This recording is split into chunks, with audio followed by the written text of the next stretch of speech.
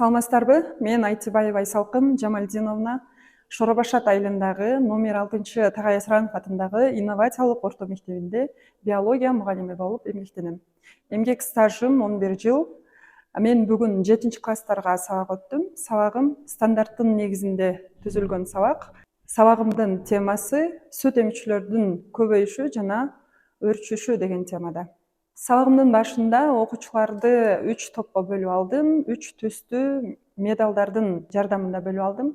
Андан кийин сабагыбыздын башында жагымдуу маанай түзүп алдык. Жагымдуу маанайды окуучулар менен биргеликте манжа моторикасы деген колдун жардамы менен организмдерди, жаныбарларды билүү оюну. Мында атайын окуучуларга сыр сандык даярдап келгенмин. Ал сандыкчанын ичинде атайын жаныбарларды салып, ар кандай жаныбарларды окуучулар өздөрү көздөрүн байлоо менен биргеликте жаныбарларды билип аныкташты.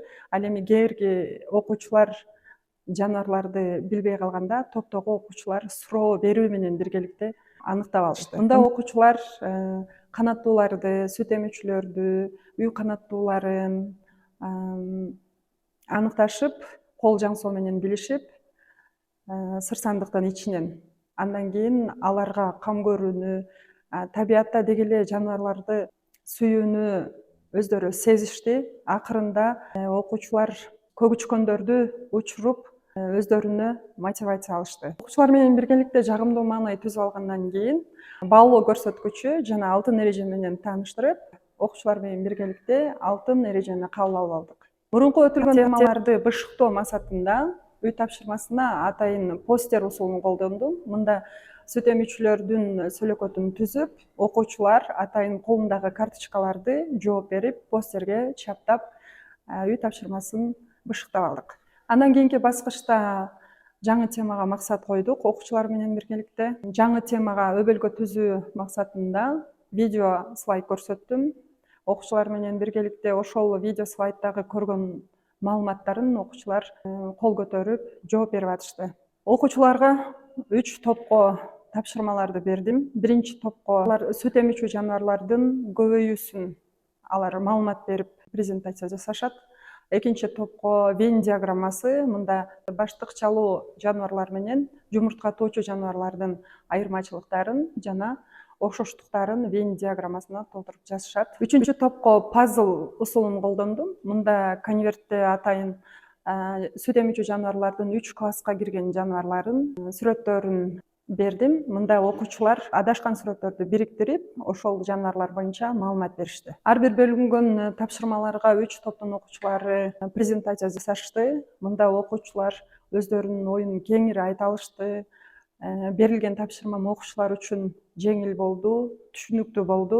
Ар бир топтон суроолорду берип, бышыктап, жоопторун алышты. Бышыктоодо атайын WordPal программасындагы айланма колесо программасынан тесттерди даярдап келдим.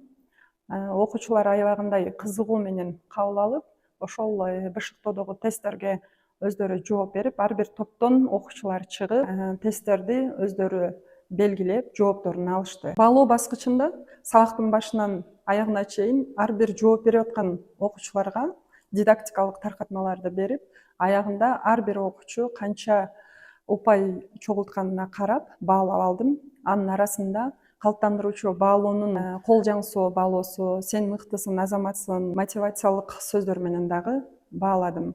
Сабактын аягында окуучуларга үй тапшырмасы берилди. Мында 227 сүрөттү альбомго тартып келүү, китептеги таблицаны толтуруп, суроолорго жооп берүү деген тапшырма бердим. Сабагым өз максатына жетти, себеби сабактын максатында айтылгандай, окуучулардын бардыгы кызыгуу менен сабакка катышышып, жаныбарлардын көбөйүү процессин, алардын өрчүү процессин, сүт эмүүчүлөр классына кайсыл жаныбарлар кирет, канча класска бөлүнөрү боюнча, ал класска кайсыл жаныбарлар кирет, алардын байырылуучу жерлери, көбөйүү процесстерин окуучулар толугу менен өздөштүрүштү.